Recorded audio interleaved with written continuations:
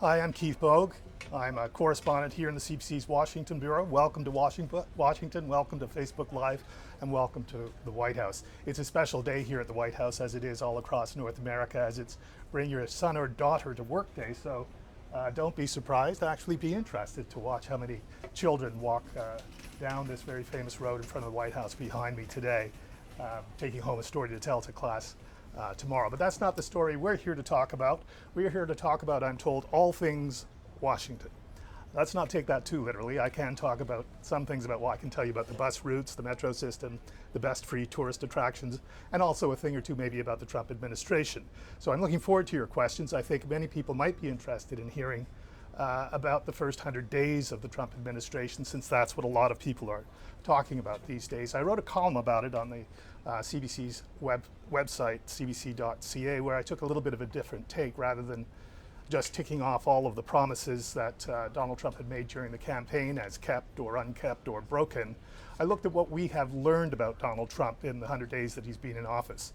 And that's not to say that we had to learn something new. We may have learned things that may have learned with greater certainty, things that we suspected all along. But what I wanted to suggest is that there are different ways in which to evaluate a president's first 100 days, and you may have some of your own, in which case suggest them, and we can talk about those as well. But the things that I looked at were the personality traits that were revealed by some of the challenges that Donald Trump faced, and I think at the end of the day,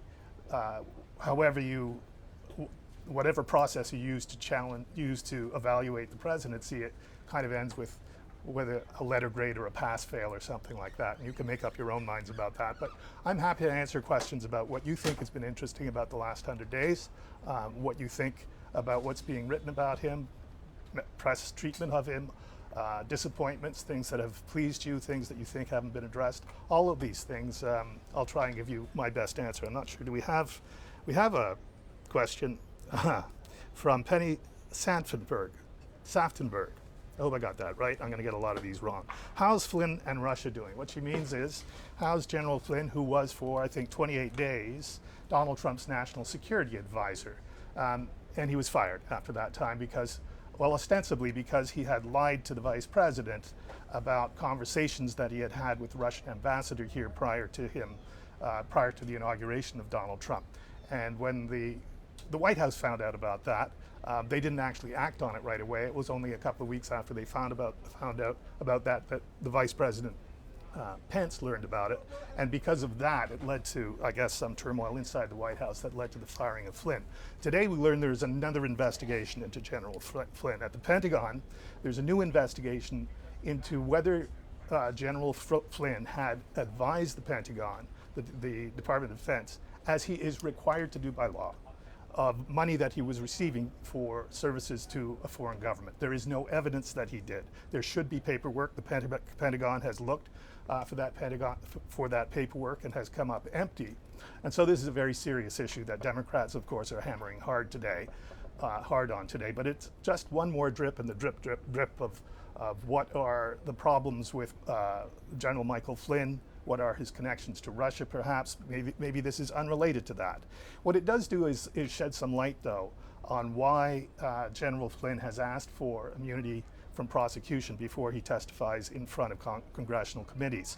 There was always a suspicion, or there had been a suspicion, that he had something to hide about his connections to Russia, but I think wiser legal heads were quick to remind, once he's in front of a committee, he could be asked about all kinds of things, and he doesn't want to incriminate himself on those matters.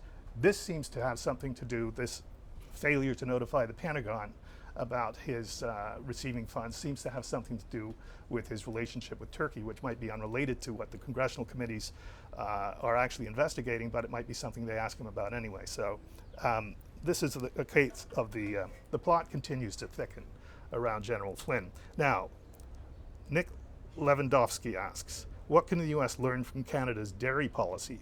How can we work together cooperatively to avoid a trade war?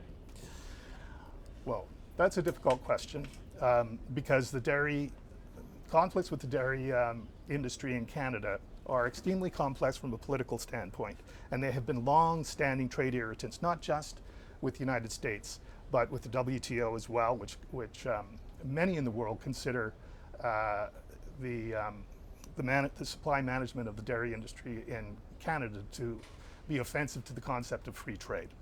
I remember when I was covering this during negotiations for Nafta in the early 1990s, I discovered that at the table the Canadian government was quietly, and not in formal terms, but at least in their vernacular, using something called the Canada Clause to argue about why they deserve special treatment on certain kinds of issues. The Canada Clause was kind of a code for all of those issues that are affected by trade negotiations that would nevertheless have an implication for national unity in Canada.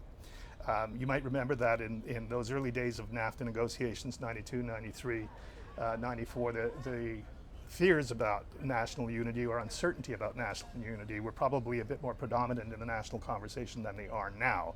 But you can see that with so much of the protected dairy industry in Quebec, how that could be a difficult thing to negotiate or to talk about at the negotiating table. And indeed, that was one of the reasons why it has received special treatment. I'm having just a little problem here with my phone, just stand by. Your question is a difficult one, as I suggested, but what can they do to act more cooperatively? I think in all of these things, negotiations are about give and take. I'm not sure they're about cooperation. Whatever vulnerabilities Canada or the United States might have on free trade issues are going to be used at the bargaining table for leverage. And what that means is that if Canada is going to continue to have a kind of special protection for its dairy industry, there's going to be a cost to that at the negotiating table. That's just the way that it works. I hope that's enough of an answer. Come back at me if it's not.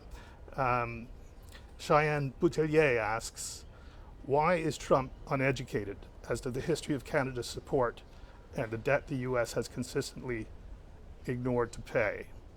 I'm not sure that's the full question. Uneducated is the history of Canada's support and the debt the U.S. has consistently ignored to pay. I think I need to know a little bit more about the debt question specifically that you're asking, and the support, Canada's support for what? So if you could maybe rephrase that question, and I'll come back to that, Cheyenne. Brooke Mulugeta asks from YouTube, how do you rate Trump's ability to work with both Democrats and Republicans?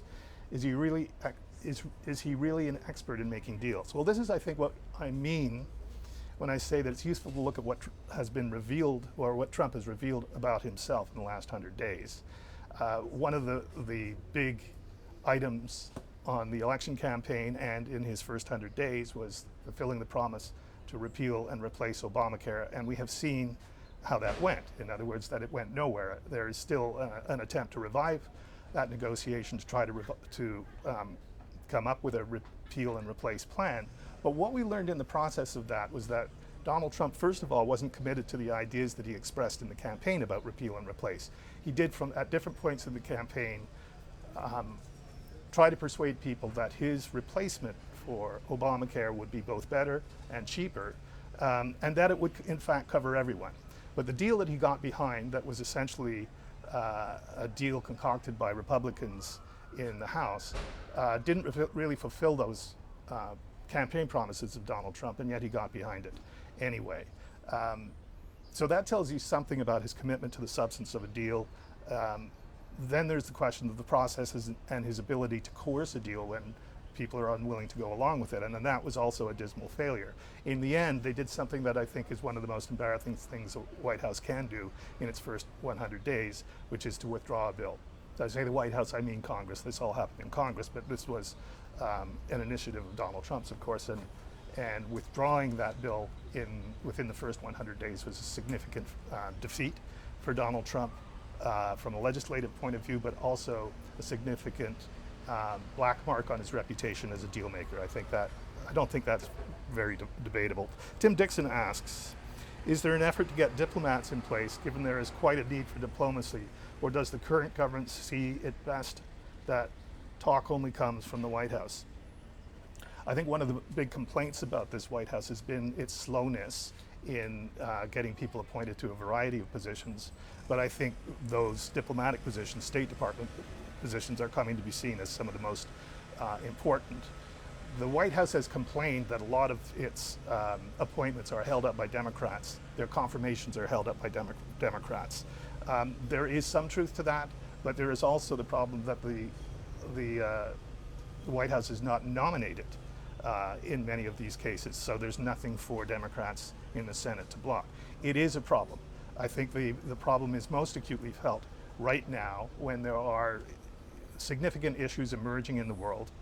The Secretary of State does not have a chief deputy.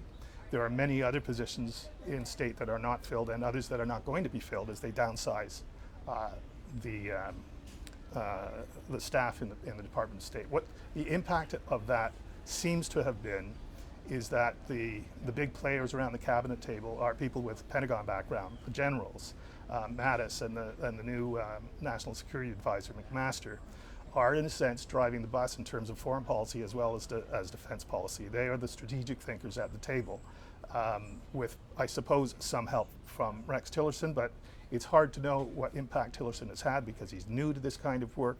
He hasn't made a lot of public statements. He hasn't shown those definitive gestures that would tell you which files he's in command of, which is not to say that he's not doing his job, we just don't know that he is. So that is my answer to that question, which has a big remains to be seen at the end of it, doesn't it? From John Gardner, what's your opinion on North Korea? How elevated is the situation? Is it simply just hard posturing?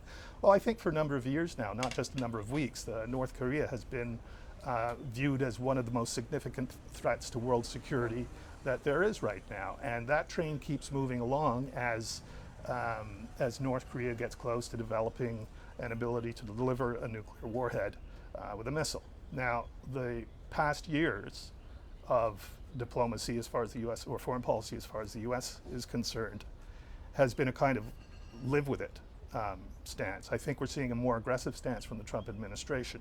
We're also seeing an understanding from Trump that China plays an extremely important role in this and can be very helpful.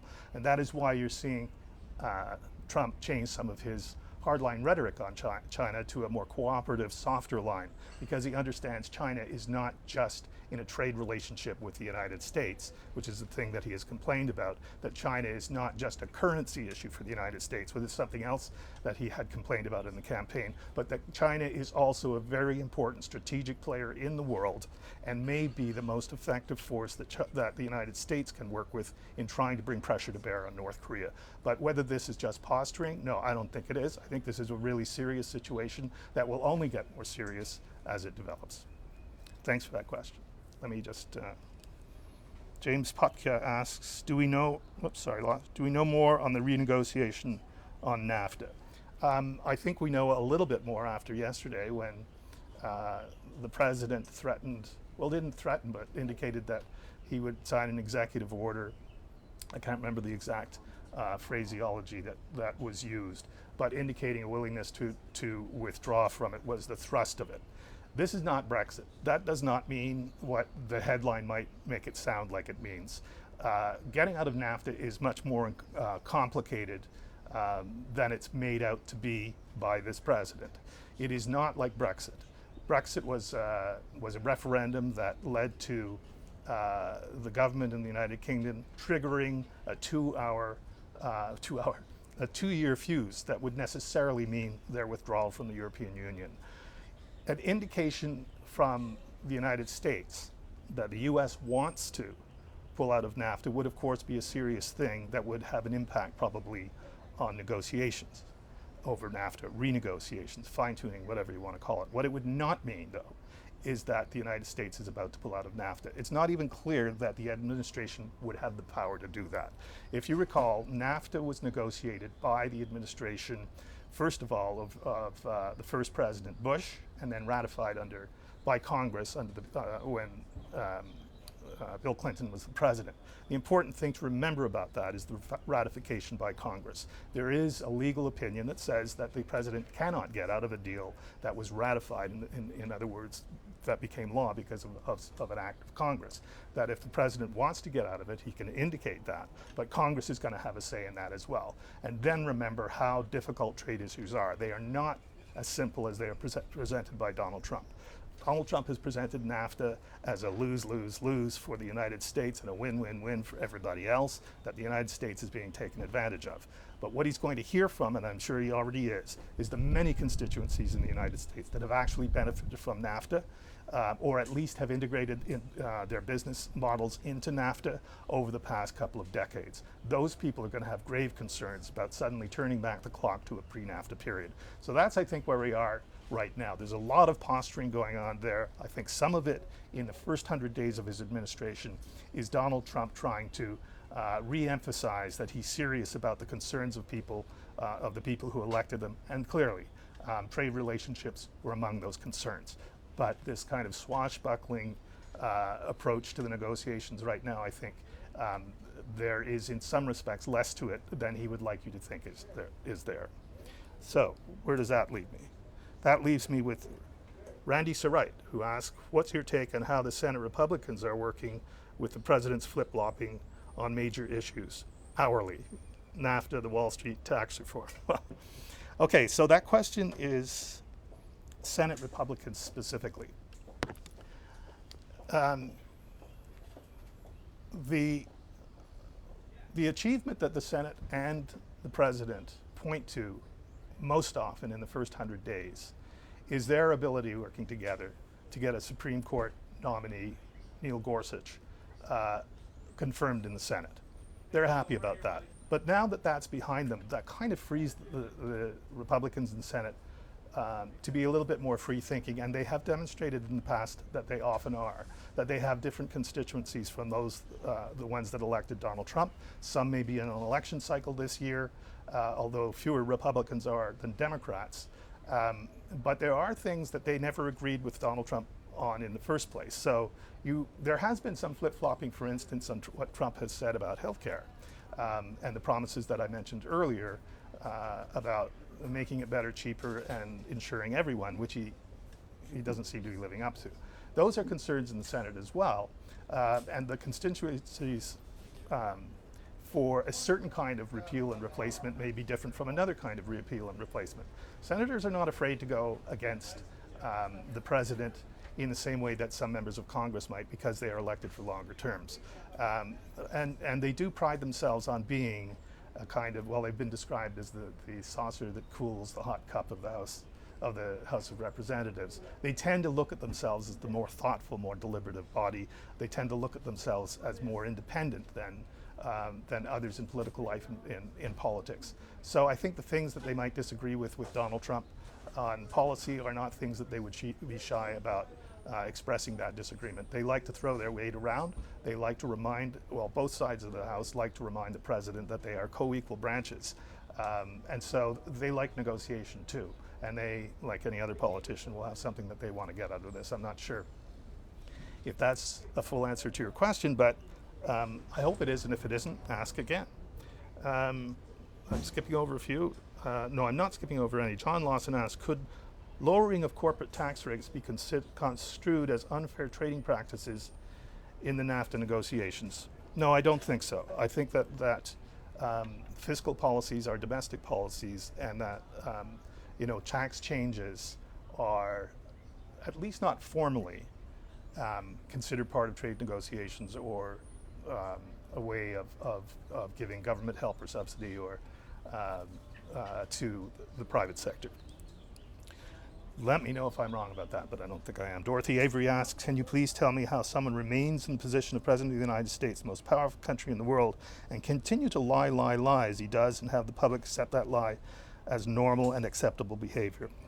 I'm not surprised by that question, because I think that Donald Trump's relationship to the truth has been different from other presidents in the past. It's too easy to say that all politicians lie. There's a kind of difference between how they behaved, which is not to defend it, and the kinds of things that Donald Trump is doing. I think there are those who believe that Trump's assault on institutions such as the courts and on the media, as well as the branches of government, is a serious threat to shared values in the United States, and that is a different thing to begin with. But as to how they accept it, well, I think if you have been following what's happened in the United States over these 100 days and the protests in the street and the so-called resistance movement, there are a great many people in this country who are not accepting it, who are angry about it, who maybe feel that they didn't exercise their civic responsibility during the election to the extent that they should have. But the real answer to the question is, how does it happen? Is that he was constitutionally elected and he has the right to do what he wants to do. The people made this choice. He is their president, and if they don't like it, then they get out in the street and they protest and they vote differently in the next election. But he has the right under the Constitution to be in the White House and to do as he's doing. Nathan asks, what do you think interviewed to change the GOP platform in 2016 and prevent it from calling for military assistance to Ukraine, and why?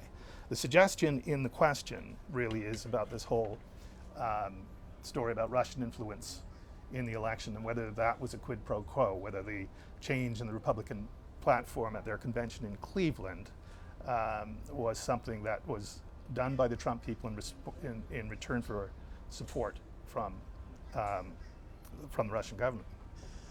So I think that everybody would like an answer to that question. I certainly don't have one, but the suggestion that it might indicate collusion between the two of them is certainly at the core of the investigations that are going on right now. If that turned out to be the case, I think it would be one of the most serious crises that the United States has ever been in. So stay tuned for that. Thanks for the question. Greg Moore asks, how much more market share of trade can be switched to China away from the US? How much market share of trade can be switched to China away from the US? I have no idea. And that depends on a lot of different things that have a lot of moving parts. But I don't have an answer to that question. But thanks for asking. Gary Berger asks, is it really legal for a president to make a tax plan without first revealing to the American people how it might benefit him? Shouldn't we see his tax returns first? Yes, it is legal, and he is in the process of at least trying to do it. Should we see his tax reforms first? Well, he said he was going to show us his tax reforms, tax returns, when he was just thinking about running for the presidency years ago. Then as he ran for the presidency, he told us that he would show the tax returns to the public after they were through an audit by the IRS. Now, his Treasury Secretary indicated yesterday that Trump has no intention of doing that. The potential for a conflict of interest there, I think, is obvious. Many of the things that Donald Trump does in terms of tax reform or just cutting taxes are things that he stands to benefit from both personally and in his corporation. That is also true of other members around the cabinet table. It was one of the concerns that people had when they drew attention to the fact that he had appointed so many people who were billionaires or multimillionaires to be his closest advisors. There is no answer to that question of whether that's going to be resolved or whether America will just have to live with it. But as to whether it's legal, I think it'd be very difficult to prove that the cause and the effect amounted to corruption, which I think is the only way that it could be proved to be illegal.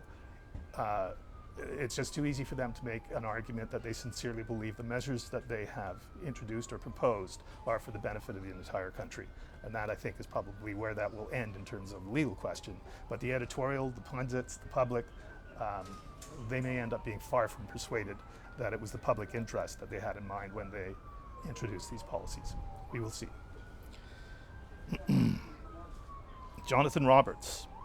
With all these trade issues with America, shouldn't we, Canada, push for more trade with other countries, especially with a new trade deal with the EU and possibly a new trade deal with Japan and other countries? I think that, regardless of what my opinion is, I think that has been the position of successive governments of Canada, that broadening trade relationships is an important thing for Canada to do, and it has done that in increasing trade relations or bilateral trade relations in South America through many years, initiatives with Europe. And of course, this was also a part of the reason that Canada entered into the TPP, which doesn't look like it's going to survive without the participation of the United States. But it certainly was the intent of Canada to broaden its trade relationships with other partners, because Canada views trade as a good thing. But also it felt that the TPP was a good way of balancing some of the influences that China has in that region. But as I said, all of that seems to be gone. But the instincts of your question, I think, are right, and I think both conservative and liberal governments have recognized that over past decades. Joseph Canal, is there any pressure for alternate ideas on healthcare, such as a more universal system within the centrist GOP coalition?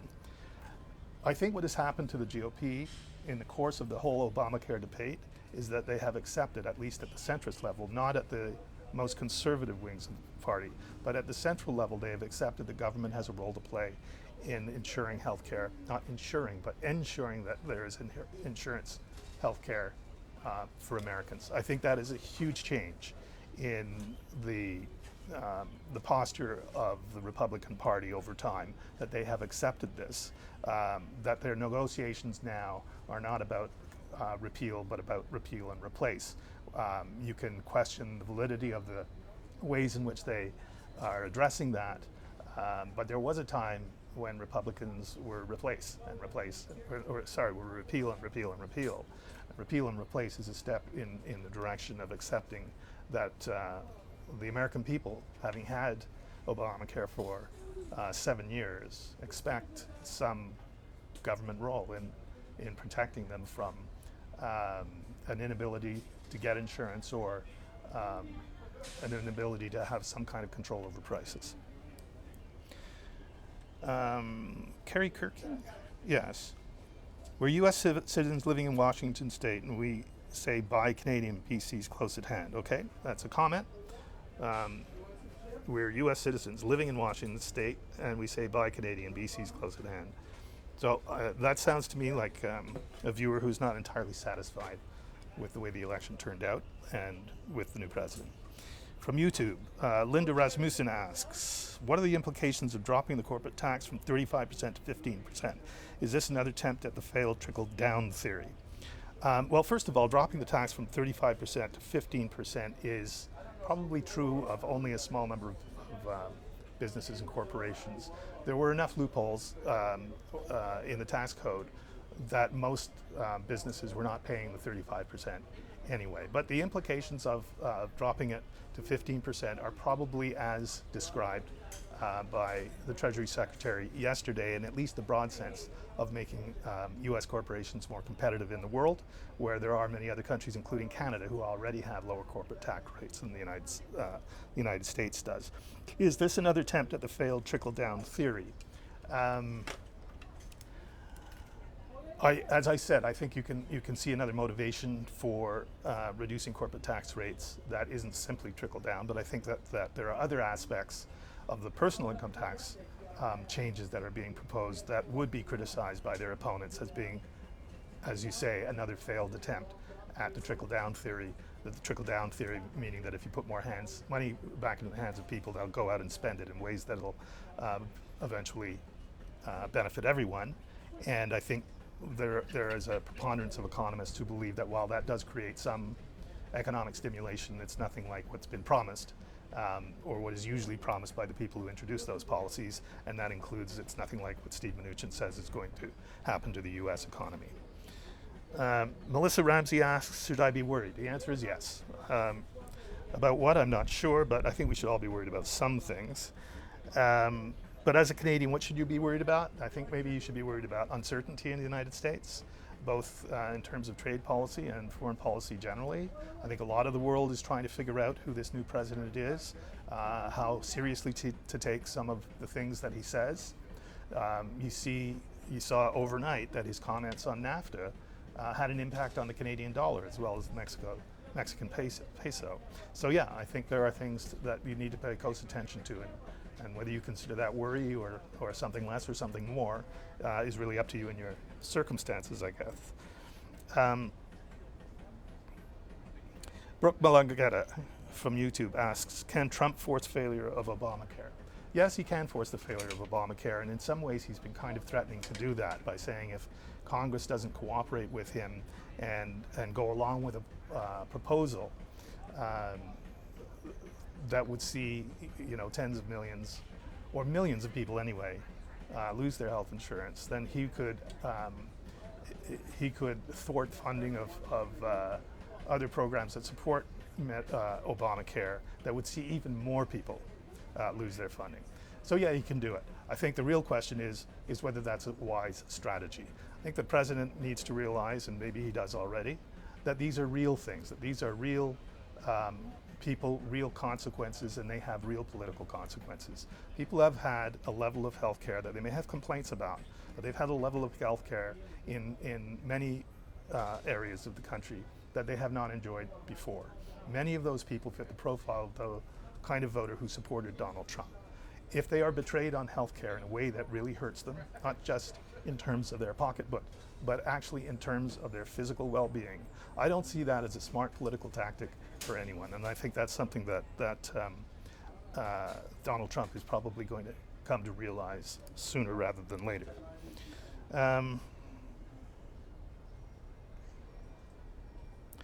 Neil McCannell comments, missiles aimed for USA will hit Canada if they are short.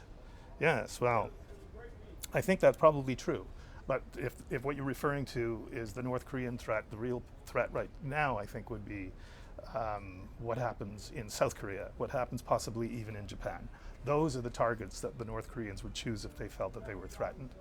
Those are the places where I think, those are the areas of the world that people are looking at right now.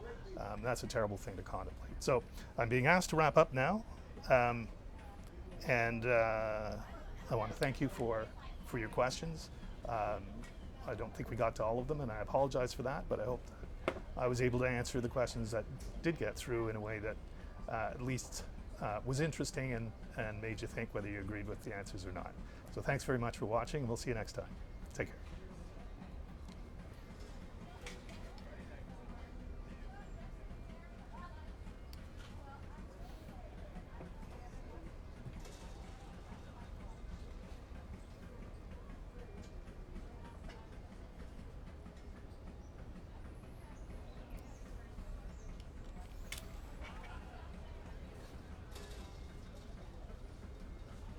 Good?